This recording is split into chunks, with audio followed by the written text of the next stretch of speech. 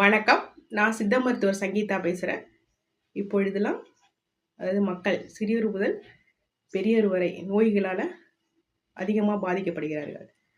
இந்த நோய்கள எப்படி நம்ம சித்த மருத்துவம், மூலிகை மருந்துகள் மூலம் தீர்க்கலாம் அப்படின்னு பார்க்கலாம்.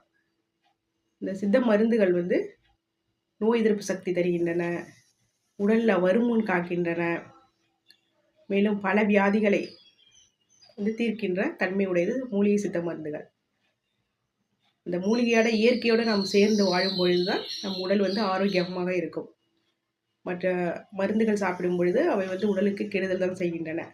ஆகவே சித்த மூலிகை மருந்துகள் நல்லா வருமுன் காக்கும், நோய் வராமல் தடுக்கும், தொற்று நோய்கள், அதுபோல் பாக்டீரியா, வைரஸ், பூஞ்சைகள் அது போன்ற தொற்று நோய்களில் இருந்தும் நாம் சாப்பிடும் இந்த மூலிகை மருந்துகள் நன்மை பயக்கின்றன.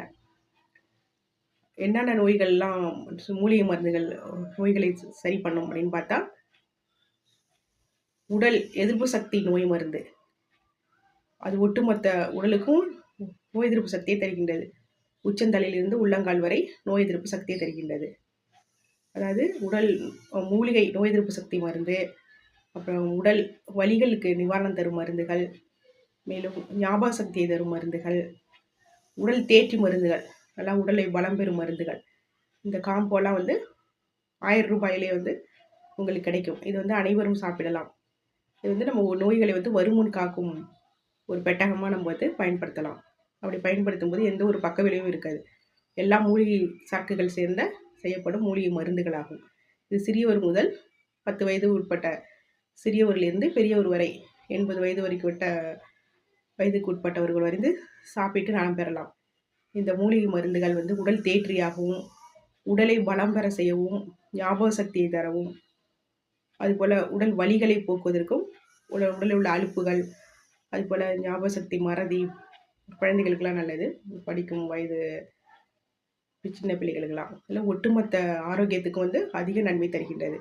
உச்சந்தலையிலேருந்து உள்ளங்கால் வரை. இந்த பெட்டகம் 1000 ரூபாய்க்கு வருமுன் காக்கும் மருந்து பெட்டகம் கிடைக்கும். வாட்ஸ்அப்பில் நீங்கள் அதை அந்த நம்பர் பயன்படுத்தி அதை பெற்றுக்கொள்ளலாம். மேலும் கவுன்சிலிங் பெற்றுக்கலாம். ஆலோசனை, மருத்துவ ஆலோசனையோட தரப்படும்.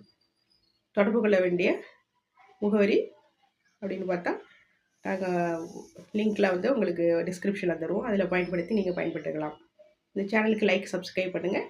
நன்றி, வணக்கம்.